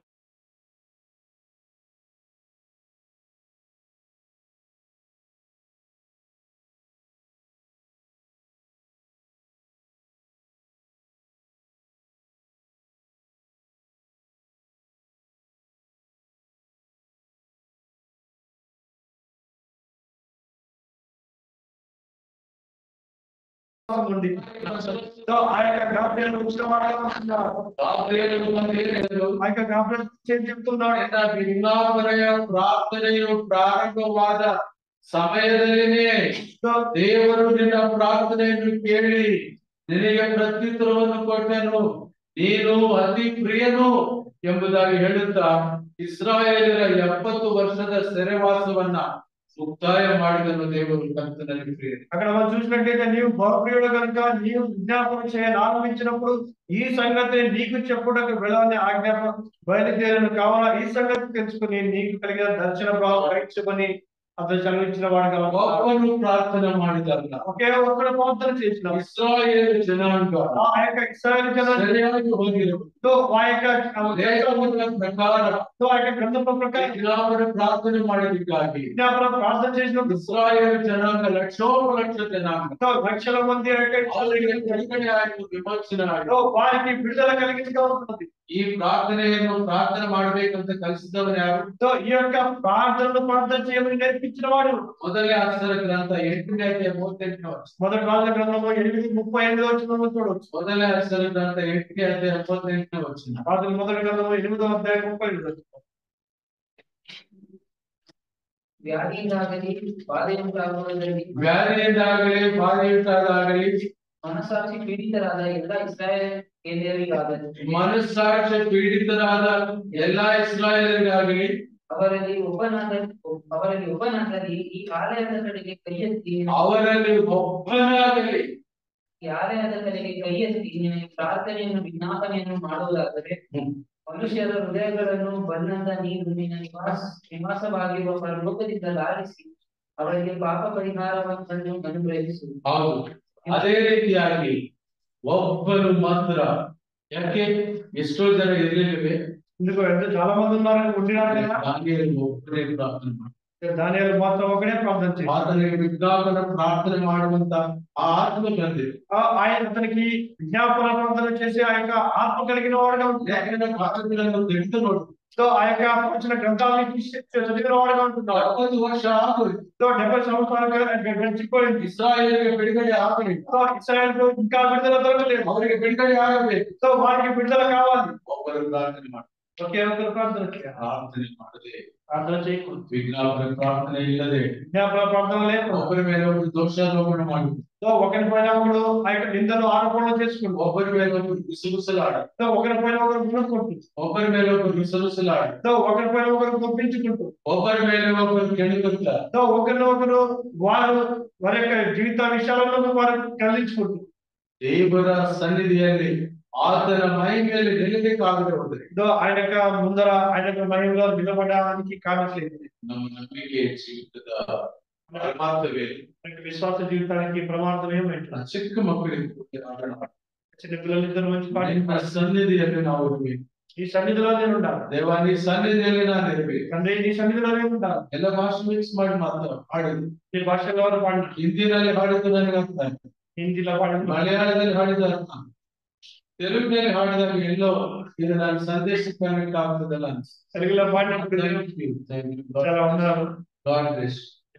ಪ್ರಾರ್ಥನೆಯಲ್ಲಿ ಅವರ ಪ್ರಾಮುಖ್ಯತೆಯನ್ನು ಕುರಿತು ನಾವು ತಿಳಿದುಕೊಂಡು ನಾವೆಲ್ಲರೂ ಕೋಟಿ ತಟ್ಟನ್ನು ಕಟ್ಟಿಕೊಂಡು ಹಳೆಯ ಒಡಂಬಡಿಕೆ ಧರ್ಮಶಾಸ್ತ್ರದಿಂದ ಈಗಾದ ಅವಶ್ಯಕತೆ ಇಲ್ಲ. ಕಣ್ಣೀರಿಟ್ಟು ಪ್ರಾರ್ಥನೆ ಮಾಡೋಣ. ನಮ್ಮ ಸಭೆಯನ್ನು ಕಣ್ಣೀರಿನಿಂದ ಕಟ್ಟೋಣ, ವಿಜ್ಞಾಪನ ಪ್ರಾರ್ಥನೆ ಕಟ್ಟೋಣ. ಇದೊಂದು ದೈವಿಕ ಕುಟುಂಬ ರೀ. ಇದೊಂದು ಕುಟುಂಬ, ಇದು ದೇವರು ಕಟ್ಟುವ ಕುಟುಂಬ. ಒಬ್ಬ ಬಲಹೀನನಿರ್ತಾನೆ, ಅವನನ್ನು ಪ್ರೀತಿಯಿಂದ ಕಟ್ಟಿರಿ. ಒಬ್ಬ ಕೈಲಾದವನಿರ್ತಾನೆ, ಒಬ್ಬ ಸಹಜವಾಗಿ ತನ್ನದೇ ಆದ ಭಾವನೆ ಇರ್ತಾನೆ. ಎಲ್ಲರನ್ನೂ ಒಗ್ಗೂಡಿಸಿಕೊಂಡು ಎಲ್ಲರನ್ನೂ ಒಗ್ಗೂಡಿಸಿಕೊಂಡು ದೇವರ ಸನ್ನಿಧಿ అందరి గురించి సంఘాన్ని గురించి ప్రార్థన యొక్క విజ్ఞాపన ప్రార్థన యొక్క స్వామికితో తెలుసుకున్నాం. ನಮ್ಮ ಸಭೆಯಲ್ಲಿ ఎవరు కూడా విడిపింపబడుతుంది. గొప్ప దానియేలు ప్రార్థన ಮಾಡಿದ. ఒక దానియేలు ప్రార్థన చేశారు. అందరికీ విమోచన దొరికింది. ನಮ್ಮ ಸಭೆಯಲ್ಲಿ ಎಲ್ಲರಿಗಾಗಿ ನಾವು ಪ್ರಾರ್ಥನೆ మన సంఘంలో అందరి గురించి మనం ప్రార్థన చేస్తాం. ಆ ದಿನದಲ್ಲಿ ನಾವು ಅದನ್ನು ಮುಂದೆ ನಿಲ್ತೇವೆ. ఆ రోజు ఆయన వచ్చినప్పుడు ఆయన మోషే ఏలియాను నిలబెట్టారు. శిష్యులు బిడ్డ ಹೋದರು. ఆ యొక్క ఆయన శిష్యులు పడిపోయిన వారు. ಆದರೆ ನಾವು ಇದರಿಂದ ಪಾಠ ಕಲಿಯೋಣ. అయితే దీన్ని బట్టి మనం ఒక పాఠాన్ని ಬಿದ್ದು ಹೋಗೋರಾಗಿರಲಿ. మనం పడిపోయే వాళ్ళం కాకుండా ಆತನ ಮಹಿಮೆ ಎದುರಿನಲ್ಲಿ ನಾವು ఆయన మహిమలో నిలబడే పుణ్యం ನಾವು 2 hours 3 hours ಬೇಕಾದ್ರೆ ಒಂದಿನ ರಜೆ ಹಾಕಿ ಬಂದು ಪ್ರಾರ್ಥನೆ ಮಾಡ್ತೀವಿ. 2 గంటలు 3 గంటలు లేదా ఒక రోజు సెలవు తీసుకొని ప్రార్థన చేసే వారు ఉండగలుగుతాం. ಪ್ರಾಮುಖ್ಯತೆ ಅವಶ್ಯಕತೆ 2025 ప్రార్థన అవసరమైనది. ఆ యొక్క విజ్ఞాపన ప్రార్థన అనేది మనకి చాలా ప్రాముఖ్యమైనది. ఈ యొక్క 2020 సంవత్సరం మనకు ప్రార్థనలు జరిగించాలని చేసేవారు దేవుని ఆశీర్వాదం. దేవుడిని ఆశీర్వదించును.